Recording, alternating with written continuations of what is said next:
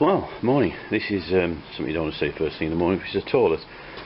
I purchased this toilet online, second-hand Thetford, C2, but it had a little bit of a problem, which I think I've sorted, and it was leaking from here. So I bought some 2-part Araldite and used that a couple of days ago, because it looked like it got, well, no disrespect to the person who sold it, it looked like it got like blue tack or a little putty. Well, I didn't film it beforehand actually, which I should have done, so evidently I can see where I've stripped the outer casing off, which is quite easily, a few screws here. I'll show the process of putting it back. So that seems to have done that, because it leaked, and it's a power pump and whatever, so new seal, whatever. So that's got to be placed back together and put in the van, the Betty.b. Just show him a little process here. A little bit of a scooter. This is the one I borrowed from the shop, while mine's undergoing some sort of repair, and those are the ramps I made, which I have to literally carry and put up a set of stairs, which is right behind that gate. Otherwise I can't get out of here and I can't get in here. But hey-ho, it's all part of the process, isn't it? So this is the little area which I'm stopping, and the good lady says I can use some of this stuff. Nice little gated little place here, a bit of a shed I can use here. There's the other toilet which I've taken back out now, which is up for sale, sadly. And this is my shed that I can use, which is some of her stuff in as well. As you can see there, I've connected up a little 300 watt heater on a little LED off a battery which I charge up. I charged up last week and it's still going, which allows me a little bit of sort of workshop space, which allows me to sort of like still do a few little jobs whilst I'm still thinning this out, as you say, from moving. I haven't got a tenth of the stuff I had, but there's still things that need sorting out, whatever. But as you can see, it does allow me a little bit of workshopy type work area. Then I have another little shed here which I can use, which is the step at the moment, and some of the Land Rover stuff which I'm selling, and a few other bits. So all in all, fine. This is a little work area, but today it's doing the inverter and doing some electrics, which I'll take it in to see those. Cheers. Right, what I've fitted is a T-Max system with solar. I've connected up as per instructions, and you see that the batteries are a little green light with the linked on. I've still got to make sure that everything is okay for checking wise. Because I have solar, it sort of semi-links the batteries by the looks of it. Fairly easy to put up, these are. I've got a bit of blue tack to stick that to the dash. I've made a little hole in there, wired it up through into the engine bay. I'll show you that as well. I've had to move the cushions off, and this is hopefully the heart of the unit, which is the Trojan batteries, which I've shown before. But I've took an earth down to the chassis underneath through the bulk of that. This is the other lead to the T-Max charger, and of course these are the wires for the solar. You can see that the solar is still doing very well. Oops, daisy. Oops, gotta stop saying that. I have a little light in here sometimes I use, which plugs into the USB. There you go. Battery's still charging, and it's only accepting a small micro charge just to keep on top of things. It's about 10 degrees, so it's not very warm. I've connected the fridge up, and as you can see, when I put the fridge on, the batteries will take a dive to 80%. It's going to blind the camera now, but also I put in a red warning light, so when the fridge is on batteries, it's very very bright, eagle eyes, but the red, as you can see. that glows to let me know I've got the fridge on battery, but the fridge doesn't seem to work very well on gas. It won't seem to light. I've ordered another second-hand fridge, so that should be coming soon. But you can see the fridge is working on battery, and it's taking about 7 amps because it is quite cold anyway. 7 amps, so it's about 120 watts. So, yeah, about 120 watts. And now it's allowing the charge to come in from a solar of 4 amps. But it is overcast, so if I just turn the fridge off, because that should just creep back up a bit now. But anyway, that's the battery's linked. Take a little USB charger, light out. So all I'm doing now is putting the inverter in. The inverter is going to go down here. It's only a small 500 watt pure sine wave, and it's going to go down here in this little gap here, because I can move this front panel out and the wires will trip over into there and connect up. And I'm just going to put a double socket here with a USB built in, and so that I can then, from the driver's seat, I could literally plug a few little bits of nods and sods in there, and if the bed's made up, I can plug a computer, laptop, etc. and run off there. It has a remote which I'll probably put up on up here, so I can just click the remote on. It is just simple, a simple little 500 watt pure sine wave. That's all I need, nothing big. I don't want to, electric kettles and stuff. So that's the job to today. With the water leak from the toilet, as you can see, it is a little bit messy. We'll have to take this out again. I've got a seal round because the water came down this little gap down here and underneath, but it's a fiberglass floor. But of course I did put a wood flooring on the toilet where I took the shower tray out, so it is a pain in the bottom, but keep going, Cole. So there you go, busy day today. It is a bit chilly, it's only about 10 degrees, so there you go. This is where the view is across the hills, and where you can see that over the Weymouth Bay. Plod on, happy days. I'll catch you all in a bit.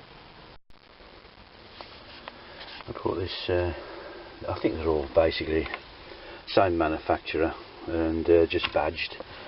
So you takes your money, pays your chance, takes your money, whatever. But that's all I've bought. Pure sine wave inverter, instructions,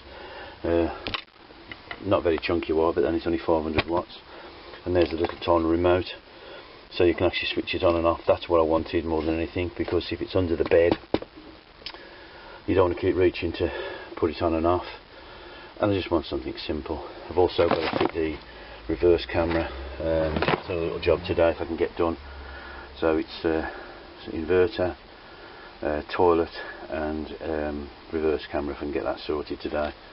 So a busy day. I'll see what I can get filmed. I'll try my best. I'm not very good at doing too much of a breakdown, but I'll show you what I'm doing so far. Anyway, catch you all. Cheers.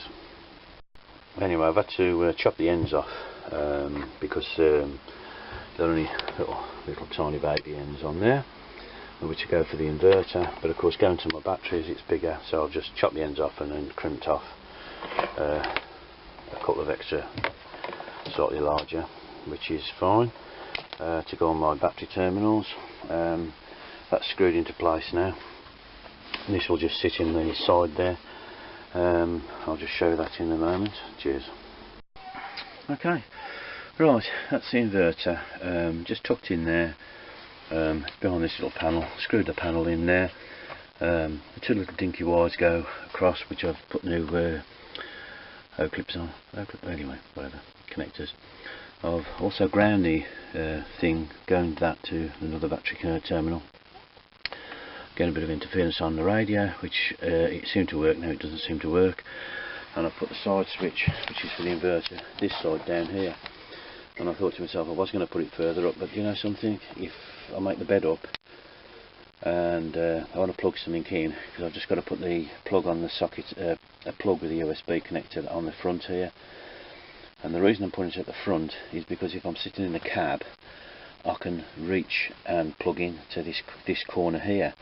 And also this here is the switch. You can hear it little bleep bleep.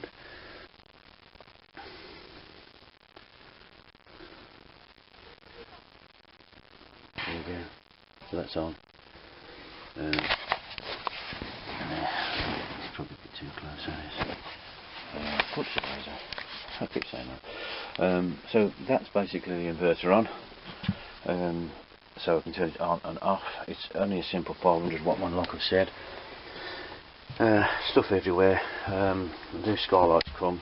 I've ordered a 400 watt, a 400 millimeter. It looks too bloody big, but I'm going to take the outer garnish off this one because I know this has been dogged in by somebody, and there's no handles, no push up, which is confusing because it's over the kitchen area. When I was cooking earlier on, a couple of weeks back, evidently I can't open that to allow the venting. I've also got to look at this lighting. This doesn't seem to want to work again now, the little clicker. But there you go. That is drawing a little bit of power because I've left it on to show you, and I think it's 1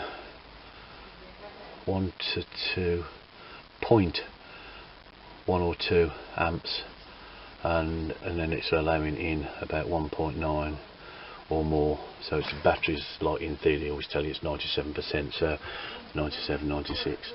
So there is a bit of power pulling off the inverter, which you've always got to remember. I could do with a little light there, but as I say, I can just remember to turn back and turn it off, and then hopefully that'll be fine, because as I say, there's no need to have it on unless you want to plug it's more from a laptop or anything that needs perhaps a bit of charging while I'm travelling. But I've just got to buy a double socket with the USBs fitted inside it, so it's a trip to B&Q later on today. But at the moment I think that's up and running. It looks a bit like spaghetti junction, but very hard to tidy these wires up. Everything seems to work okay. I've still got to check the T-Max link system, because I've wired in a solar panel, which does affect it slightly differently. Anyway, I'm waffling. I'll catch you all soon. Cheers. Right, reading the instructions on the T-Max dual system. I had it fitted to my Land Rover. I hope Steve's okay. When the engine is running, the main and auxiliary batteries are linked together for parallel charging from the alternator. In brackets it says green LED linked is on. Well, because the solar panel is sending a charge through, and because the batteries are linked, it is showing that it's linked as though it thinks the engine's on. It's not, because you don't attach to anything to the engine. It's just the batteries it's reading. So it is actually a normal. I was concerned about the LED light linked on, but it is normally linked, because both batteries are getting the charge. The big Malaysia batteries and the one at the main front, the engine battery. So that's fine. So I'm happy with that. That's cleared that up. I wasn't too sure, because I have checked and followed the diagram. They're easy enough to fit. There is others on the market. I've seen, I think Matt from the Van Life TV, he's fitted, I can't remember what the system he fitted. He fitted a similar type of system to a T-Max. I think it might be because it's a few, it might be a few pence cheaper, but they're all pretty much the same to same. They do draw a little bit of a power in idle position, but you can cut a green wire on the back, it says. But I haven't worried about that, because I've got the solar fitted, and there you go. So as far as I'm concerned, everything seems to be hunky-dory. I've got a few other little jobs to carry on with now, etc. So I'll carry on with those. Cheers. Right, this is what slightly. I'm not saying I'm the best at anything, but this is what fucking does me head in about people who bodge. Evidently this is just been bodged up here simply because either A, they couldn't afford £44 to have one of these delivered, and of course it should open above the kitchen. Evidently I've got to try and remove this. There's a big screw there, and there's a big screw that side, and I think that's about it. So evidently not impressed, but I've just ordered one of these which does fit in the hole. 44 quid delivered, which is not a bad price. Excuse me for turning the camera around. So I'm going to try and make some sense out of this. Well, it doesn't seem to. Why he's put that on there, and see if I can get on the roof somewhere along the line and do that, which I should be able to. Anyway, onwards and upwards, folks.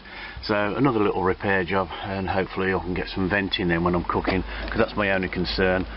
There was no venting. Anyway, up on the roof. Oops, I've heard that's a song title somewhere. Anyway, cheers. As you say, it's had a bit of a leak or something, but it's fairly dry. Well, it is dry. You can actually put your head up and clean the outside. I'll put a few screws in here just to hold that up, so I'm not fighting against it. I might have to take this panel down here and then adjust that, because this outer garnish is quite close. Well, in fact it catches against there, so I might take that down and make life a bit easier first, and then if I have to, I'll have to cut the garnish. If not, it might fit in actually. I'll try, but it's just a question of just trying it and see how it fits. Anyway, nice big skylight. It's got it's got to be better to have some ventilation. It was just sealed up and bodged, to be honest, as you can see. But it's a nice day. It's in and out of cloudy. Anyway, catch you all in a bit. Well, you can just see a trial fit, and it fits quite comfortably, because it is a standard 400 hole. At least then I can push these handles up and have some ventilation, which is fantastic. I've just got to clean all the surface now at the top. It's very hard to do that with the film and the camera because it's too close. Cheers. It's probably a bit close, but if I come away you can see. I can't see very much because as you can see it's quite dirty. I'll clean it off, see how we go. Right, that's fitted. I've used a so-called instant grab adhesive bond. I've managed to pull it through the hole and pull it down. I've just gone up on the roof now just to check and reseal. Just some little 1 3/4 sixes I think in there for the roof. I haven't put the fly screen on, but that fits better and it does open up nicely. There you go. Probably took no more than an hour and a half at the most, and why they screwed it down and bodged it I have no idea, but oh well, never mind. Hopefully that's a bit better. When I cook I can open that, and I'll put the fly screen on and away we go. Cheers. Oops, that's the second one that's fell out the van and broken. Oh dear. There you go, never used. Must be an omen. Cheers.